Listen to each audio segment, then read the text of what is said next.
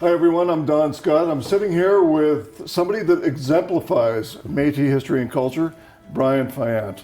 So I know one of your favorite topics, and you've talked to me about it many times. He was described to me as a Father of Confederation, and that I thought that was Louis amazing. Riel. But Louis Riel. Yeah. Not everybody is as familiar with Louis Riel as you would be, and I don't even know that I would be even close. So he wrote as the you. Provisional Government of Manitoba, which they adopted, and he was now accepted as the father of one of the fathers of Confederation, accepted as one of the leaders of Manitoba. But Louis Riel was actually a highly educated man. He wasn't necessarily the guy who drove the Métis people back in the day. There was a ton of them. They had a council, of which Gabriel Dumont was the general. He was more the military mind. There was a lot of others, Dumays and many other leaderships that pulled Louis Riel and said, you got to talk for us, talk about our needs and our concerns. So a lot of people say, oh, it's Louis Riel that did it. It wasn't him. He was asked by the Métis people of those communities there. First off in Winnipeg area, and then in Saskatchewan. So when he went to the States, he was chased into the States. They went back and got him again. Just come back and speak for us in Saskatchewan.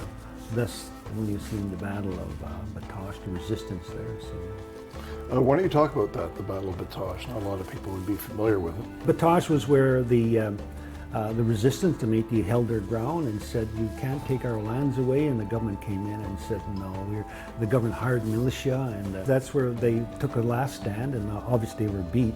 But the spirit hasn't been gone. I mean, you can kill a few people, but that doesn't mean we're dead. The Métis people were many families. I mean, many names come out of the original, out of Red River. Not everybody. I mean, I found out that a lot of people just came to Alberta, came to Saskatchewan, came all over, from Quebecers and all through the Mississippi, up through the Dakotas and into Manitoba. So, yeah. One thing I've got to say is that I've always admired not only politicians who are willing to stand up on principle, but anybody who says, I believe in this cause to the point where I'll give up my life for it. And Louis Riel He did that. He absolutely did. But he died for the cause. He died a martyr. I mean, really, when you look at a martyr as someone who stands up for a belief and principles and willing to die for it, he did that. I mean, I wouldn't. I'm not sure that I would.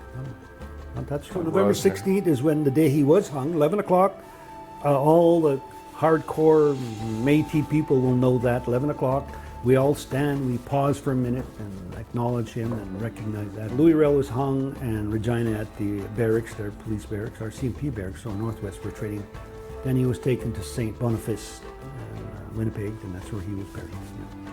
Yeah. I know that you spoke about the Red River, that area.